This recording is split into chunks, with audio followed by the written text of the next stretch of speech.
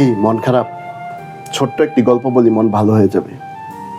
প্রচণ্ড ঝড় মাঝ সমুদ্রে, জাহাজ ভেঙে চুরমার, সবাই মারা গেল। ভাগ্যক্রমে একজন মাত্র ব্যক্তি ভাসতে ভাসতে একটা দ্বীপে চলে আসলো। দ্বীপে আসার পর সে প্রতিদিনই সৃষ্টিকর্তার কাছে প্রার্থনা করে, আল্লাহ, কোনো একটি জাহাজ ভিড়িয়ে দাও এই দ্বীপে, আমি যেন বাড়ি ফিরে যেতে পারি। একদিন যায়, 2 দিন যায়, 3 দিন যায়, কেউ আসে না সাহায্য করতে। তারপর সে সেখানে কিছু কাঠখড় জোগাড় করলো, একটি ঘর তৈরি করলো এবং সেখানে সে থাকতে শুরু করলো। হঠাৎ একদিন সমুদ্র থেকে মাছ ধরে ফিরে এসে দেখলো আগুন লেগে তার ঘরটি পুড়ে ছাই।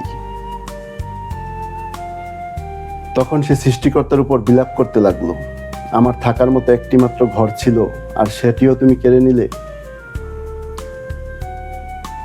এই বলে সে নিজেকে শেষ করে দেওয়ার জন্য সমুদ্রের দিকে পা বাড়ালো।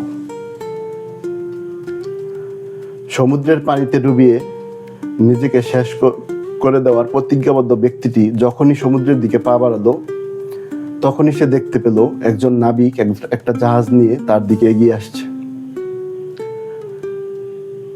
তখন সে অবাক হয়ে নাবিককে বলল, আমি এতদিন এখানে আটকা ছিলাম, কেউ আমাকে সাহায্য করতে আসলো না, কে তুমি ভাই, আমাকে সাহায্য করতে এসেছ? তখন নাবিক উত্তর দিল, একটু আগে যে তুমি ধোঁয়া উড়িয়ে সিগন্যাল পাঠিয়েছ, সেই সিগন্যাল দেখে আমরা বুঝতে পেরেছি তুমি এখানে বিপদে পড়েছ, আর তাই আমরা তোমাকে সাহায্য করতে এসেছি। মোরাল অফ দ্য স্টোরি, আমরা প্রতিনিয়তই মন খারাপ করে ফেলি। সৃষ্টিকর্তার এই সিদ্ধান্তটা বোধহয় আমার জন্য পারফেক্ট ছিল না, তিনি এমন না করলেও পারতেন, আর এভাবেই নিজেকে হারিয়ে ফেলি। ব্লেম দিতে থাকি, আমার ভাগ্যটাই বোধহয় সবচেয়ে খারাপ। কিন্তু না, এটা ঠিক না। ঠিক সেটাই, যেটা সৃষ্টিকর্তার সিদ্ধান্ত সেটা মেনে নেওয়া এবং অপেক্ষা করা সেই সময় পর্যন্ত